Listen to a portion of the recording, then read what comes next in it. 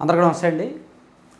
ఇప్పుడు గన్నవరం నియోజకవర్గానికి సంబంధించి అక్కడ జరిగిన అరాచకాలు వీటన్నిటి మీద కూడా పోలీసులు కేసులు నమోదు చేశారు. వల్లభనేని వంశీ గారు ప్రస్తుతానికి రిమాండ్ ఖైదీగా జైల్లో ఉన్నారు.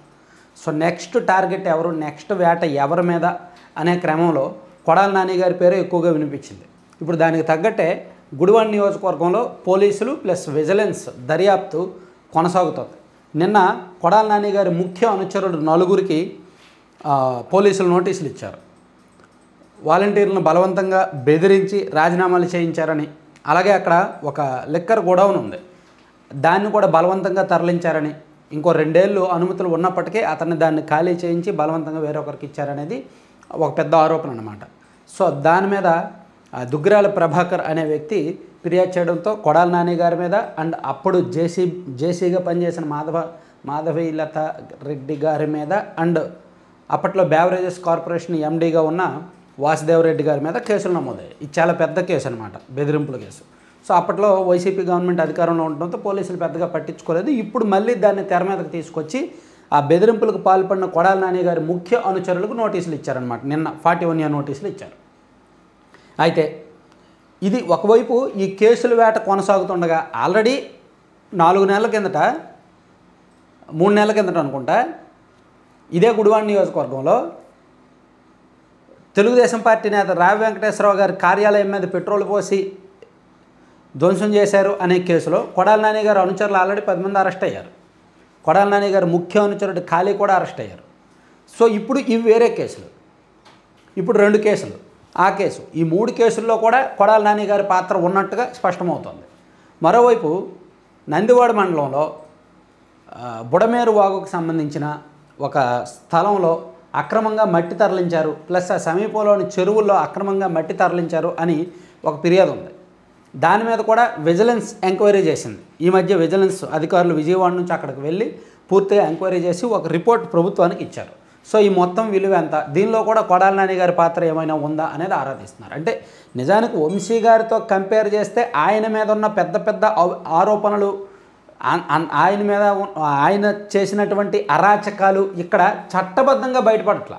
ఇక్కడ కూడా గుడివాడ నియోజకవర్గంలో కూడా అనేకం జరిగాయి. వైసీపీ అధికారంలో ఉన్న 5 ఏళ్ళు భూ కబ్జాలు జరిగాయి, దందాలు, దౌర్జన్యాలు, బెదిరింపులు, అక్రమంగా బదలాయించుకోవడాలు, మట్టి తరలింపులు అన్నీ అనేకం జరిగాయి. కానీ గన్నవరంలో బయటకు వచ్చినంతగా ఇక్కడ బయటకు రావట్లా. గన్నవరంలో దాదాపుగా 195 కోట్ల అవినీతి జరిగిందని విజిలెన్స్ వాళ్ళు ప్రభుత్వానికి రిపోర్ట్ ఇచ్చారు. ఇక్కడ గుడివాడ నియోజకవర్గంలో దీనికి సంబంధించి ఇప్పటి వరకు ప్రభుత్వానికి రిపోర్ట్ అయితే ఏమీ వెళ్ళలేదు, ఇంత భారీ స్థాయిలో లేదు. అందుకే భిన్నమైన కేసులు ఉన్నాయి. ఇప్పటికి 3 కేసులు తెర మీదకి వచ్చాయి. అందుకే కొడాలి నాని గారి అనుచరులను, అంటే కొడాలి నాని గారి రైట్ హ్యాండ్, ఆయన వెనుక ఆయన ముందు ఉండి పనిచేసిన దాదాపుగా ఒక 30-40 మంది వ్యక్తులను ఐడెంటిఫై చేశారనమాట. వాళ్ళు గత కొంతకాలంగా కొడాలి నాని గారి చుట్టూ తిరుగుతూ వైసీపీ అధికారంలో ఉన్నప్పుడు ఆయన తరపున దందాలన్నీ వాళ్ళే చేశారు. వాళ్ళందరినీ ఐడెంటిఫై చేసి ప్రస్తుతానికి లోపలేసే పనిలో ఉన్నారు. ఆ తర్వాత కొడాలి నాని గారి దగ్గరికి వెళ్తారు. ఈ కేసు దర్యాప్తులో వాళ్ళు ఇచ్చే వాంగ్మూలం కీలకం. ఇప్పుడు రావి వెంకటేశ్వరరావు గారి ఆఫీస్ని ఎవరు తగలబెట్టారు, ఆ అవసరం ఎవరికి ఉంది? దాని మీద కొంచెం లోతుగా దర్యాప్తు జరుగుతుంది. అలాగే నిన్న అసెంబ్లీలో ఎమ్మెల్యే వెనుగల రాము గారు మాట్లాడుతూ గుడివాడ నియోజకవర్గంలో 500 కోట్ల మేరకు అక్రమాలు జరిగాయి అని చెప్పారు.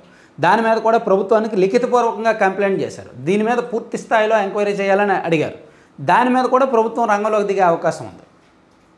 ఇట్లా అంటే 4 వైపులా, అంటే అష్టదిగ్బంధనం చేసేందుకు మొత్తం 8 దిక్కుల ఎటువైపు నుంచి కూడా తప్పించుకునే వీల్లేక ఏ చిన్న అవకాశం దొరికినా, ఎక్కడ చట్టబద్ధంగా కొడాలని తప్పుకి దొరికినా ఇమీడియట్గా దాన్ని పట్టుకొని తీగలాగే ప్రయత్నం అయితే జరుగుతుంది. దానికి ముందు అతని అనుచరులు చాలామంది అరెస్ట్ అవుతారు. ఆల్రెడీ 10 మంది ఉన్నారు, ఇంకొక 10 మంది 15 మంది రకరకాల కేసుల్లో ఉన్నారు. ఆ తర్వాత కొడాలి. ఇదంతా జరగడానికి ఒక నెల 15 రోజుల వరకు టైం పట్టొచ్చు.